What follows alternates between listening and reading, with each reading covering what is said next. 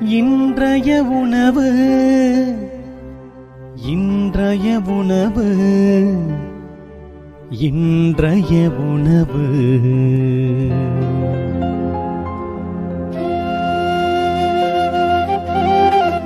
நற்செய்தி வழங்குபவர் தந்தை நிர்மல் ராஜ்.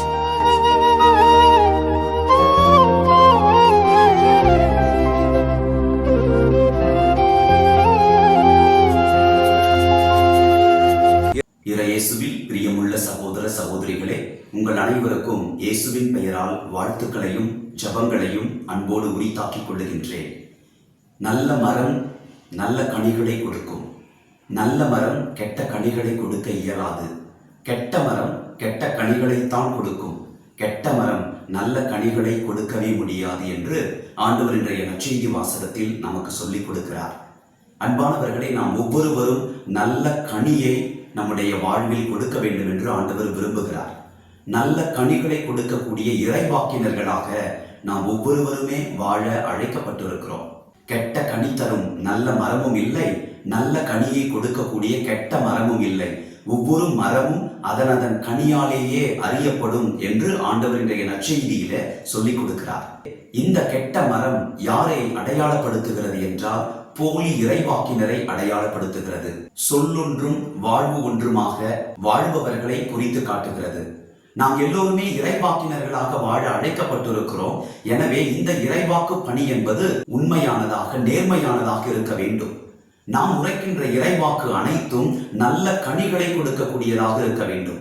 கலாத்தியர் திருமுகம் 5:22-23 வசனங்களிலே பவுலடியார் சொல்லுகிறார், அன்பு, மகிழ்ச்சி, அமைதி, பரிவு, பொறுமை, கனிவு, நன்னயம், நன்னடத்தை, இவைகள் எல்லாம் நாம் கொடுக்கக்கூடிய கனிகள். இந்த கனிகள் எல்லாம் நல்ல கனிகளாக இருக்க வேண்டும் என்றால் 2 காரியங்களை நாம் பின்பற்ற வேண்டும். முதலாவதாக நாம் ஆண்டவரோடு இணைந்திருக்க வேண்டும். ஆண்டவரோடு இணைந்திருக்கிறவர் மட்டும்தான் உண்மையான இறைவாக்கினராக நல்ல கனிகளை கொடுக்கக்கூடிய நல்ல மரமாக இருக்கக்கூடியவர். யோவான் நற்செய்தி 15ஆம் அதிகாரம் 4வது இறைவார்த்தையில் ஆண்டவர் சொல்லுகிறார், நான் உங்களோடு இணைந்திருப்பது போல நீங்களும் என்னோடு இணைந்திருங்கள். கொடி திராட்சை செடியோடு இணைந்திருந்தால் அன்றி தானாக பலன் தர முடியாது. அதுபோல நீங்களும் என்னோடு இணைந்திருந்தால் அன்றி கனி கொடுக்க முடியாது என்று சொல்லுகிறார். அன்பானவர்களே, நம்முடைய வாழ்க்கையும் வார்த்தைகளும் இறைவாக்கினருக்குரியதாக இருக்க வேண்டும் என்று சொன்னால் நாம் கடவுளோடு இணைந்திருக்க வேண்டும். தனக்குள்ளாய் இருக்கக்கூடிய கடவுளின் தன்மையை உணர்ந்து தன்னுடைய வார்த்தையிலே, தன்னுடைய வாழ்வு முறையிலே, தான் சகோதர சகோதரிகளிடத்தில் பழகுவதிலே எல்லா நிலையிலும் கடவுளை பிரதிபலிக்கிறவராக இருக்க வேண்டும். இரண்டாவதாக நல்ல கனிகளை கொடுக்கக்கூடிய நல்ல இறைவாக்கினராக நாம் இருக்க வேண்டும் என்றால் எப்பொழுதும் அடுத்தவர்களின் வாழ்வில் கொத்தி எரு போடுகிறவர்களாக இருக்க வேண்டும். லூக்கா நற்செய்தி 13ஆம் அதிகாரம் 6-9 வரை நாம் பார்க்கிறோம். ஆண்டவர் இயேசு பசி எடுக்கிறது. அவர் ஒரு அத்தி மரத்தை நோக்கி செல்லுகிறார். அடர்ந்த இலைகள் இருக்கிறதை ஒழி அதிலே கனி ஒன்று கூட காணப்படவில்லை. எனவே தொழிலாளரை அழைத்து இந்த மரத்தை வெட்டிவிடும், ஏன் இது இடத்தை அடைத்துக் கொண்டிருக்கிறது என்று கேட்டதற்கு அந்த தொழிலாளர் சொல்லுகிறார், ஐயா, இந்த ஆண்டும் அதை விட்டு வையும். நான் அந்த மரத்தை சுற்றி கொத்தி எரு போடுவேன். அடுத்த ஆண்டு கனி கொடுத்தால் சரி, இல்லை என்றால் வெட்டிவிடலாம் என்று பரிந்து பேசுகிறார். அன்பானவர்களே, இறைவாக்கினர்கள் கடவுளுடைய இரக்கத்தை மக்களுக்கு கொடுக்கக்கூடியவர்கள். பாவிகளுக்காக இறைவனிடத்தில் பரிந்து பேசக்கூடியவர்கள். ஆண்டவரின் பரிவையும் இரக்கத்தையும் பொறுமையையும் தங்களுடைய வாழ்க்கையின் வழியாக மக்களுக்கு எடுத்துச் சொல்லக்கூடியவர்கள். எசேக்கியேல் புத்தகம் 2ஆம் அதிகாரம் 5, 6, 7 வசனங்களிலே நாம் பார்க்கிறோம். குறிப்பாக 7வது வசனத்தில் எசேக்கியேலை பார்த்து ஆண்டவர் சொல்லுகிறார், மக்கள் உனக்கு செவி சாய்த்தாலும் செவி சாய்க்காவிட்டாலும் நான் உனக்கு சொல்ல வேண்டும் என்று சொல்லுவதை நீ அவர்களுக்கு எடுத்துச் சொல், அதுதான் உன் பணி.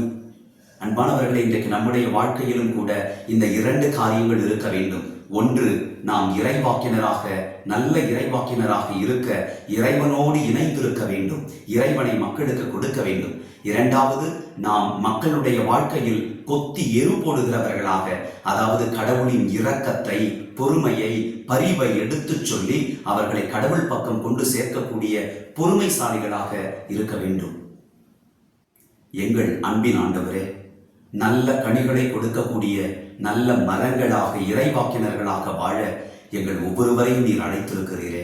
உம்மோடு இணைந்திருந்தால் அன்றி நாங்கள் கனி தர இயலாது என்பதை உணர்ந்து கொள்ள செய்தருளும்.